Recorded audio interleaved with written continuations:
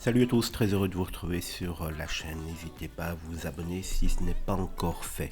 Dans les colonnes du Parisien, ce jeudi 11 juillet, Jean-Marie Perrier s'est confié sur son père biologique Henri Salvador, qui n'a jamais été là pour lui et qui semble l'avoir carrément détourné de sa passion pour la musique.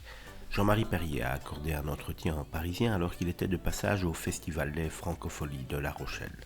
Le photographe, écrivain, ancien compagnon de Françoise Hardy, a accepté de faire des confidences sur la disparition récente de la chanteuse, mais aussi sur son défunt père biologique, Henri Salvador, qu'il n'a jamais porté véritablement dans son cœur et qu'il ne l'a de toute façon jamais élevé ni regardé. Jean-Marie Perrier a été interrogé sur le fait qu'il ait pu profiter des années 60 qui fascinent tant.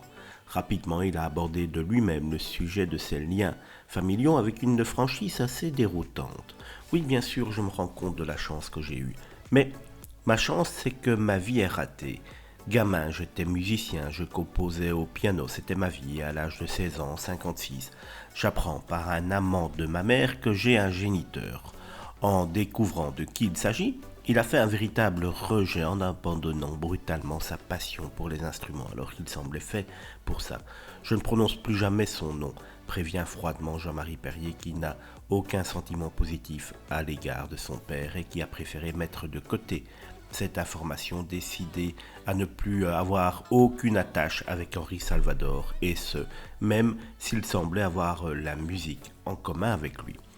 C'était un artiste extraordinaire, mais un type moche, très moche. J'ai acheté ma place pour le voir à l'Alhambra et j'ai pris dans la tronche. Quel formidable musicien il était. Tout ce que j'avais envie était là sur scène.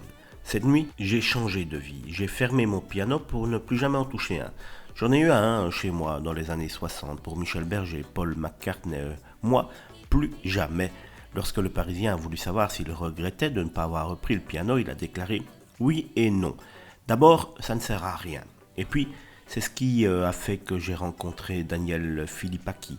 Avec lui, ma vie a réellement changé du tout au tout. Alors, je reviens de l'armée, je le recroise et il me dit « On va faire un petit journal de musique. Tu veux en être ?» Je plonge dans la seconde. Ma vie avait changé et en positif. Voilà en tout cas une sortie médiatique de plus de Jean-Marie Perrier contre son papa. Et on comprend malheureusement qu'avec l'âge qui avance, les ressentis envers son père ne changeront jamais.